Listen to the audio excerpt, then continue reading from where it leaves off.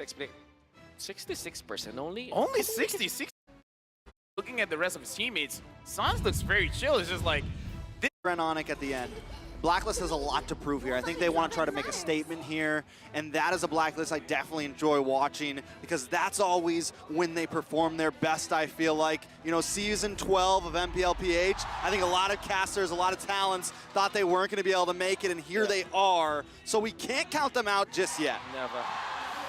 This probably is the only time that we're going to see a Fredrin being banned, or even completely ignoring the Fredrin for the entirety of the group stages. I cannot remember a game where actually a Fredrin was picked up, but this time it will be the first ban for Onic, understanding so well that it's one of the priorities now for the side of Blacklist. There is that Lilia factor though. Will we see it for Blacklist International? I mean, Lilia has been showing to be one of the greater picks in the later stages of this M5 World Championship. Now, looking at Onic, the thing about Coach Yeb is just like, it almost seems like he's from the future. He roughly understands which hero will cause the biggest problem. He doesn't care. It's like, oh, whatever super picks is up now, like Guinevere, Nolan, all those kind of things. If those heroes don't mess with the strategy, he's not going to care. He's just going to let it open. Lilia or Gwyn should be the priorities now for Blacklist International. Lilia, obviously, Yue is such a beast with that hero. It fits the bill of what Blacklist wants to play. But the Guinevere is also a universal pick. It can be played by Renegade, can be played by Sensui and Onic. Do they go back to the Faramis this time? Bruno? And the Lilia. Well, Lilia Bruno, perhaps? She is just skyrocketing back into the meta, I feel like. This whole M series, she has slowly become more and more picked. Valentina, certain other heroes are getting tossed to the wind as Lilia. I mean, and I remember back in M3 when she became very popular, I feel like. There was a time. And then she kind of fell off, and now I'm loving seeing her back in the mid lane.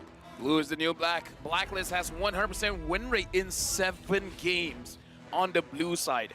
7 times winning on the blue side, that's amazing. But Onic right now, having the Lily as well as the Arlet, it shows that they have ways to fight against a composition that wants to group up together because, again, that's the Blacklist style. So they're challenging Renegade. If he wants to go for a heal man style, it might not work well. But Matilda still is looking good. But then again, maybe they'll just want to keep the flex on this Guinevere. So maybe they get Bruno as well as perhaps the Rizla for Blacklist International because that is a hero that can at least can go toe-to-toe with the Arlet. And it's also an Edward special anyway, so you're not that scared about it. So I think it's just Bruno. Oh, Faramis still, despite the Lilia being on the opposite end. Yeah, I mean, we've seen Lilia doing well against the Faramis. So Blacklist International, they should be, how do I say this? Perhaps they have a different way to approach this kind of match to enable this Faramis, to make sure that he's not completely countered by the Lilia. There's the backshot that's still open, but instead they go Claude. Quick response, and I like it. You know, I forget which one of you said it earlier, but the way that Oheb drafts, he's okay with them having all these power picks. And right here, we're looking at Black, and they have some power picks. They have the Bruno, they have the Guinevere. Onic, Coach Yeb decides instead to pick up the Arla, pick up the Lily, which are solid picks. But I'm just wondering, like, is he going to be able to tear down, you know, these extreme meta, these prio picks that are normally on the banning table? I would say Onic, they have a very interesting way to adapt in the middle of the game. Like, if things aren't doing well, they'll figure out a way how to defend their own turrets, and then with using the map on their side, they can split teams apart and then win the fight that way. Like, basically try to force out into an individual skill matchup. So I kind of feel like that is one of the main advantages for Onic. That's right. Onic might be considering banning the Minotaur now, even when there's the Gwyn factor. The thing with the Minotaur is that it kind of really, it's just annoying to deal with when you're the Claude. It really just stops you. And even when they have the Lilia, that might not be the best approach to this. It's also a snowball, an Ube hero, because it gives you catch, like Renegade loves that. And also it gives you that sustain that also Renegade loves. So I think that Minotaur just is a good ban here from Onic, and good respect ban as well against Renegade. Most definitely now.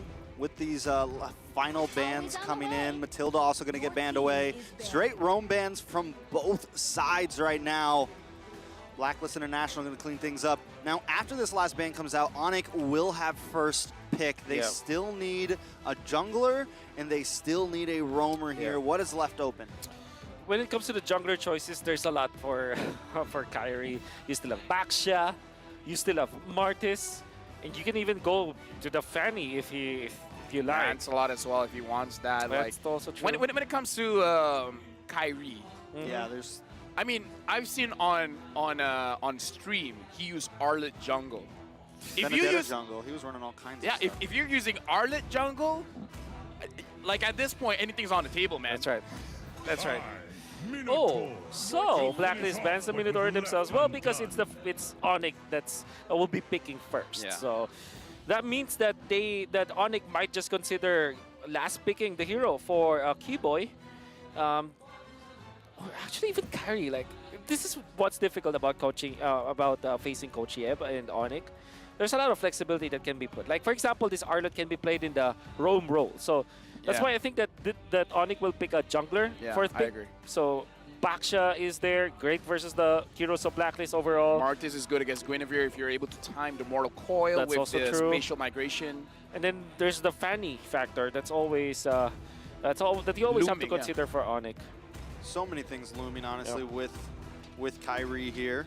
On the side of Black, all they got to kind of do is round things out, and they bring in the Kufra first, which we saw work well. You know, it helps kind of limit those dashes from the Guinevere if she tries to come in.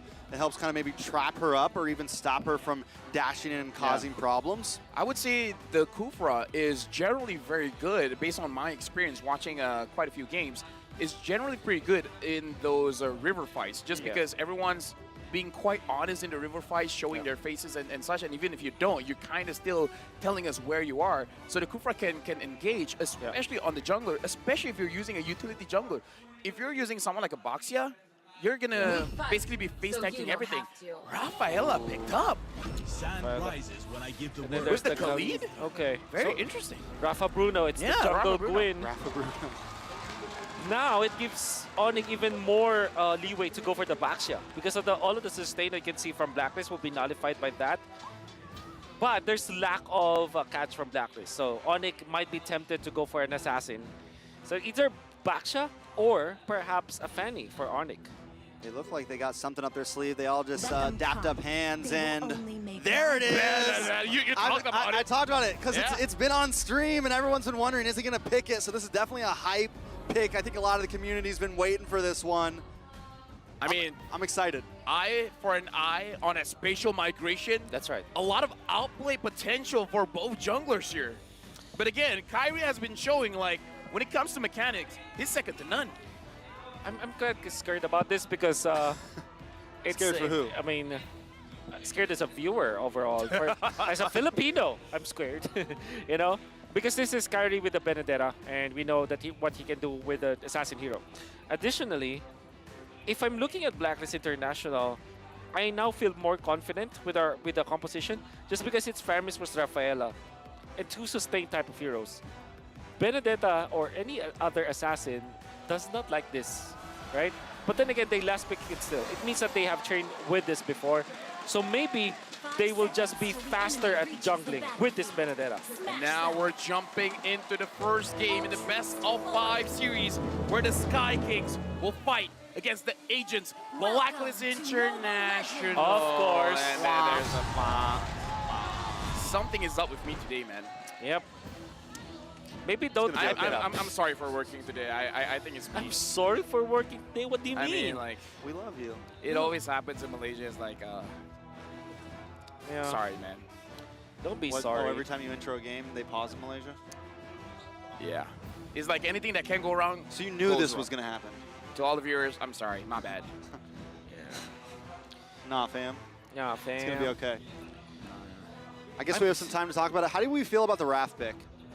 I do feel like it's good. Like, De Bruno in himself is not a fun matchup in lane. Like, you're a Claw. You're just going to clear the minions. Yeah. You can trade every once in a while with the BMI, but not that great. Having the Rafaela, dude, that Bruno is going to be very scary. Yeah, for sure. The Bruno Rafa is a very strong combo. Additionally, what you get from the Rafaela is vision, right? You can check bushes with your skill 1. You're not that scared because you can just escape, which that is something that Kufra hates. Kufra hates being seen, right? Being You know, he hides down. typically in the bush. He's gonna be hunted down, and Kufra doesn't like that kind of gameplay. So I understand why they pick up the Rafaela in the end. I love the fact that there's a nice mix of fans in the crowd right now. We got some Onic, we got some Blacklist, because the other day when Blacklist were playing against Fireflex, it was just full of Blacklist fans, and this time we definitely got some cheers coming for both sides. I mean, again, Onic is one of the favorites, man. Like, if they win M5, it's like one of the greatest years for them. And now we're jumping back into the Land of Dawn to resume game number 1. All right, Kairiiiiiiii on Benedetta. This is definitely going to be fun when we got Keyboy, big set potential, Sans on the Lilia, taking a look at the side of Blacklist as well. I mean, just typical, right? We've got the Faramis, we've got the heals coming from the, I'm having a mind blank. Yeah. We just said her name. Rafaela. Rafaela, yeah. Kairi going for the lethal ignition and the MCM. I'm actually very interested in what emblem set he actually went for. I thought that the Benedetta will be faster than the Guinevere, but it seems like Gwyn is just a pretty strong hero. It's just way faster, controlling the jungle. Yeah, right now looking at the rotations coming in from Onic, it does look like Sans is trying to get any kind of advantage, but for now, Oheb is playing this lane pretty passively. Looks like the Rafaela isn't going for him, is going around all over the map. Full damage for the Benedetta. This is what I like. Yep. None of those tanky Benedettas. You know, this time he's gonna be on the aggressive. Yeah. Definitely excited to see it up in the top side. Boots up against Edward. Khalid's been becoming more and more popular. How do we feel about the matchup? It's not something I've personally seen yet. I would say the matchup is pre-level 4, it's all Khalid. After level 4, then we can see a little bit more outplay coming in from the Arlet, just because you can displace the Khalid whenever he's using the quicksand guard. Yeah. Turtle fight. I'm actually surprised that there's not much like poking going on for both teams. And now Kairi is a quarter level away from getting level 5. Did they win a team fight this time? Ooh, Keyboy does get the knockup. Black Shoots pops from Sans. Edward brought down to about half health. Ivory comes out, but he gets knocked up. Kairi in trouble. And Sensui gets first blood. Wow. That's going to be a turtle. Boots might try to work his way in here, but he doesn't want to push his limits. Sensui finds him. You can hear the cheer of the crowd. You can see it down bottom about the reaction coming in. Yep. Kairi, he was not in a situation where he could run away, and Blacklist International, they all went in. They don't care about their skills. Just like, just dump everything. Yeah, and Onic didn't have a way to kind of apply to get vision away around the Lord area, the turtle area. I mean, that's why I felt like this Benedetta is like a kind of out of place, because if you're looking at the combo, Arlet, Kufra as well as the Benedetta, nobody necessarily wants to be in the front lines, in the river, right? Everybody wants to hide in the bush first. That's the thing with Kufra. Kufra is a secondary initiator. It's not like a tank, like a Minotaur that can actually like go through. That's why Kairi didn't find an opening, and he got stunned up and chain stunned afterwards, just because nobody provides the vision for him. All right, down to the boss side, Keyboy and CW trying to fend off Runny J and Oheb. Turtle's going to be up in about another 6 minutes. You know, you guys mentioned the outplay possibilities from Kairi, but with the dashes and the spatial migrations from the Sensui, I'm already seeing a lot of outplay possibilities from him as well. I also got to say, Sensui. Another one. CW. CW able to back off, though. Able to get out of there. Keyboy trying to create a little bit of space. Luckily, he doesn't go down there. I mean, the thing that I want to talk about is that for Onic, CW is the weak side. It's the side that people don't generally give a lot of attention to. Right. And that's kind of one of the strengths of Onic, where they can move all around the map and they don't have to worry about CW. Yep. So I was a little bit surprised that Blacklist didn't send more people there, knowing that is the weak side. They should have given it more attention. Well, but just one rotation coming in, one gank, and a lot of the turret has been chunked down. Yep, and they take away a lot of gold from CW actually. CW missed one of the cannons. CW in a little bit of trouble here, having a very hard time. I mean, they're sending 3 members down there now with that. Oheb gonna probably be able to switch lanes here, start working, maybe even get some gold plating off the top side if he wants. Yeah. Benedetta jungle had high expectations for it, but so far it's not looking good. Wait. Come on. We just started. We just started. I mean, it's just like, what, 4 minutes? It's nothing, you know? Give Kairi time. He'll show up. Yeah. And now the turtle has been started. It looks like Keyboy is pulling it around, but 4 members of Blacklist here, they're ready to secure, but I kind of feel like more importantly, they're ready to attack. Yeah, taking their time though. They know the Keyboy could get that knock up. No vision on Kairiiiiiiii just yet. They reset. So they have to wait a second. Edward gonna work his way around as well. Both teams taking their time with this. Sans now getting involved into this fight as well. Edward clearing the wave. Keyboy looking for the possible. Tyrant's revenge, nothing too major. Sensui gonna knock him up. Hold on, big knock in. Keyboy goes down, Yue finds a kill. Sensui also finds Kairiiiiiii Boots. Might just be next on the chopping block. As 3 members surround him, there's no escape. Edward picks up the kill, plus another turtle. That's a 2K goal lead at 5.5 minutes. Blacklist have been winning all of these engages, and all by baiting out Keyboy first and then going all in. Yeah, but that was a big problem for the side of Onic. Nobody can apply the vision, and you can see that Kairiiiiiii going in for this as a damage build-up. I mean, I liked it, don't get me wrong, but in this specific situation, he's bursted down so easily. Oh my god, another one. Sensui just relentless right now, constantly getting the knockups, constantly getting the violent requiem. Boots though wants to try to fight back. CW's here as well. Keyboy looking for the knockup, not able to find it. Sensui once more, takes him out. You're gonna pay for that one this time.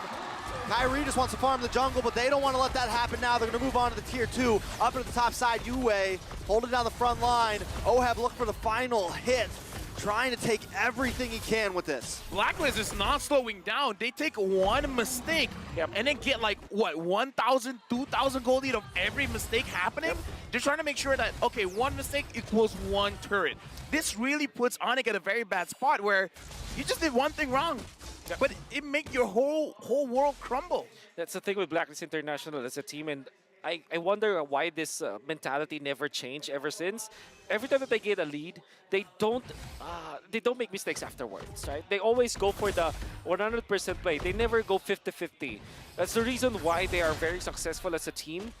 Even in knockout stages, it will be totally different compared to the playoffs because this time they know what they should be doing against Onic, and this time they played a very standard draft where they can snowball off of. What they're going to do is just to clear the side lanes and then group up again every time that there's a neutral objective. That's a Blacklist International special. All right, so Turtle back up. I don't even think Onic wants to try to contest this. I think they need to look for something else, somewhere else on the map. Try to get a little more control back in, farm up, because they're falling behind quick here. And right now, super quick. Onic, at this point, whoa, what can they look for? Because we talked about this before. When Onic is starting to lose pressure all around the map, they'll find a way to turtle in, make sure they don't sacrifice more turrets, and then find a way to break up the fight. What they can do to split the map. I guess that's the better option here. Allow like Boots as well as Sans to like tank majority of the damage. CW as well as Kairiiiiiii, they can farm easily because of their mobility. Just make sure that you're applying some pressure in the map. That's the most that Onic can do at this point. 5-0, man. 5K gold lead. We're only 8 minutes in. Towers have fallen all around the sides of Onic here. 70 seconds till this Lord. I feel like, you know, we were very hyped about the Benedetta, and it is slowly going down. And it's, we can see why the Petrify is so important on her. And like why the Retri, you know, not having that Petrify, it's so hard to get that split second where you can make the outplay happen, especially against something like a Gwenny, especially against something, you know, like so many of these heroes. Yeah. Right now on the bottom lane, CW getting attacked a bit, and Oheb again is just like, if Onic's giving space, he's just gonna push for it. Ooh, nice final slash onto Boots there, or onto Renijay there. Out comes another realm. CW look for something. Boots still in the midst of things. Sensui brought down to about 25%. Renijay might just be next. Kairiiiiiii can't get the final hit. Oheb just getting free shots. Onic forced to back off. Man, what a box from Blacklist International. They set up the box. They forced Onic to get in and out of it, even forcing Boots to get out. And then when somebody from Onic tries to go for the play like what Kairiiiiiii was trying to do, you can see Oheb was prepared for it. He's just chunking down on this Benedetta. They had to back down. Fortunately for Onic, they didn't die, essentially. So And now the goal lead is slowly getting bigger. The Lord has spawned. It's only 9 minutes in, so this is just the first Lord. Keyboy finally Renny J is going to take a lot of damage here. The Netherrealm does come in, but they still finally get the kill. Sandstorm rages on, and Edward collects the kill on a Kairiiiiiiii. Boots might just be next. He pops final slash, but there's no escape this time. Yue going to pick up the kill. It's 2 for 1. And the Lord will fall into the hands of Blacklist International. Onic right now, like 7 kill, 7K gold lead. Yeah. Did we just course them? Might, You know. might have. They might have. But unfortunately for Onic, that's the best that they can do. Initiation coming up from Keyboy. We are going to see it through the instant replay once again. Initiation coming out from Keyboy was it was ambitious, to say the least. Eventually, they took out Renegade, but Kairi was trapped in a spot where Edward can reach him. And then Boots tries to go for the play. Unfortunately, they didn't have damage. They don't have staying power. That's the thing with Onic. They're so squishy. Sensui in a bad spot here. But with the lead, he can do whatever he wants. Boots goes back in, but still goes down. It's a killing spree for Sensui. Now they're going to be able to possibly take even more here. Lord down about 50%. CW able to chip it down. Kairi trying to find a good position in the mid, maybe clear this wave to stop the bleeding, but he knows he can't because all 5 members are there waiting. He's going to go down and clear the bot side wave. Sensui able to find CW. CW, or Keyboy goes down. This is looking rough for Onic here. Dude, Edward has been amazing throughout this match. Like, the Sandstorms have been on point, and I feel like the damage is going to be up there. Like, this is full damage Khalid. He's got 4K gold lead over Boots right now. Goodness. That's a Half problem. of their gold lead is in the hands of Edward right now. Oh my goodness, That's a dude. problem. And now you can see that the Faramis is also packing up a punch. Even you can see Sensui very disciplined with the itemization, going for Kiraz as well as this Radiant Armor. Really covering all of the bases, and he is there to man the front lines as well. This makes this everybody else actually from Blacklist International very comfortable. Renegade can just focus on healing the team, and no matter what happens, because you have Purifies on both Regis as well as Yue, there's always a saving factor, no matter what happens. So I think this is a well-thought approach coming from Blacklist International. This is difficult to break down. So I think at this point, Onic, Kairi just has to kind of, split push a little bit. Use the mobility of CW and Kairi to kind of try to get alleviate the pressure on the map. Try to open up a bit of space for themselves and try to just hang in here for the long haul. Yeah. They do have some late game potential with CW on the Claude, with the Lilia. We've seen how much damage the Lilia can do. So they have some answers. But when you're looking at an 8K gold deficit, none of those answers really matter. So they just need time. Hold on, Blazing Duet. But still, the outplay's there because every time Yue's ready with the Netherrealm. Now they're on the run. CW might try to bust off a couple shots, but Oheb has his card. Blacklist International still in control of this game. How did Blacklist read that situation?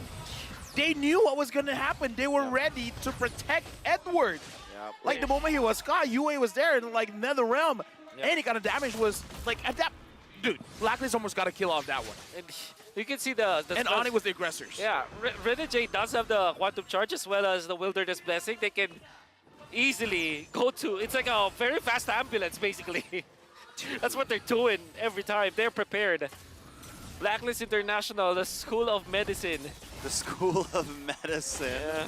Welcome to the hospital, Onic. We're here to treat you. Oh my God. Lord Pit's open. Onic needs to try to do something here. Is Kairi going to go for an insane steal? He does have the mobility. If he can just get the Owl Retry, he's going to kind of play the distance. Luckily, CW does find Edward there. Whoa. Big final slash. Onic trying to make the bite back. Trying to strike back. Sensui gets the play. Kairi down. Another one. CW forced to run away. Keyboy there as well. Trying to create some space. But Boots and CW might not be able to escape this one. This is huge for the side of Blacklist International. Taking down the favorites in game one. Since we got the Lord, and I gotta say this, Bruno Rafaela combo. Disgusting. It's not fun to play against, let me tell you that. You're trying to run away, you get slowed, and Bruno gets sped up. It's not fun. They're not letting their foot off the gas here. During the Retry battle, it was a Retry duel. You can see that the character was actually stunned up. And this is because of the overload of stuns from Blacklist International. Kairiiiiiiii's Benedetta is 0-4-1. And still yet to get a retribution off of the neutral objectives. Well, at least they do shred down the Lord there, but Sensui, not again. No. Kairiiiiiiii probably having, I mean, probably one of the toughest games I've seen him. He's having issues with that with Sensui right now. Yeah. Dude, I guess Sensui has been watching the stream, man. He's been, He knows they how were ready. He's playing this Benedetta. Oh, man. All right, Onic. Now they got to open up a little bit. Once again, it's back to the drawing board, trying to create some space. We're 15 minutes in, but still a long way away from like the 60K gold mark. Yeah. I'm back. Kairiiiiiiii now has the Rose Gold Meteor, so at least that's a little bit of staying power in front. Blacklist International, though, they even have a strong late game too. I think the big maybe game changer for Onic might be CW. If he gets is into critical mass, maybe he can deal the damage and maybe set up to take out Yue's ultimate. Maybe a little bit far from it. You can see that his counterpart, OHEB, is already maxed out. And he's going full damage on Kairiiiiiii's just like completely barreling into the full damage. We haven't really seen it pay off just yet. He hasn't been able to connect to OHEB. He hasn't been able to connect to Renny J or Yue or really anybody right now. He's just consistently getting caught in his tracks. I mean, Wolf, we had this conversation before where it does look like the M5 World Championship is favoring those with more damage. Yeah, so far. I mean, right now, even Edward's going full damage. Like, is this the evolution of the meta here in the World Series? Yeah, I guess because you have utility junglers anyways and you have healers. That's why you're given that idea. And also, you want to snowball. You want lane priority, basically. That's why it's okay to overload with damage. I mean, especially when you have the lead, right? Especially with the Khalid. It's very Khalid. variationable on how you want to pull it off. Like, do we want to, if you're ahead, yeah, you just go full damage. I'm pretty sure he finished his bot a little bit earlier, BOD. If he was like not 4,000K gold, he might pick up some defensive items, but this time it's just commit, right? I mean, I don't know. At this point, I do feel like maybe at least one defensive item would do him justice, just because he's going to be a big target here. Because, again, I feel like Kairiiiiiiii just need to have one good catch, one good engage, and then he can turn the tables. Oh, Sans, look at the damage of skill too. Oh my god. Backs up a punch, but not enough because it's a sustain coming up from Blacklist. It's definitely getting there. Boots gonna hold on to this Lord. Do they just try to force the reset here? I think Onyx, I mean, really just try to buy as much time as you can consistently. And if you can reset this Lord, then you're there. But watch for Kairiiiiiiii here. Hiding on the backside. I don't know if he wants to try to take this head on. He needs to just try to go for the sneaky steal. Right now, it looks like this dance is Blacklist is really trying to make Onic force something out. Now the Lord has been resetted, and Onic, they're just spreading around. They're making sure that if one person does get caught, someone can help them out to make sure that not every single one of them gets caught by Renerjay here, or Sensui, or Edward. Or Edward. There's a big buildup of minions up in the top side. Kairiiiiiiii can't go for it though. He needs to try to go for this fight. Boots in the backside. Sans takes out Yue. Kairiiiiiiii trying to make his way in. Lord getting lower. Renny J low. OHEB down. Onic trying to strike in. The Lord goes to Sensui though, but CW's claiming more. He wants to take Edward here. Edward pops one in Truncheon, but still falls to CW. That's 2 kills into his pocket. 2 members of Blacklist International fall. Wow. Is that a win for them? Oh, 100% a win for Onic. They might have lost the Lord, but they prolonged the game once again, and they would chop down a massive lead down to just 4.3K. Might even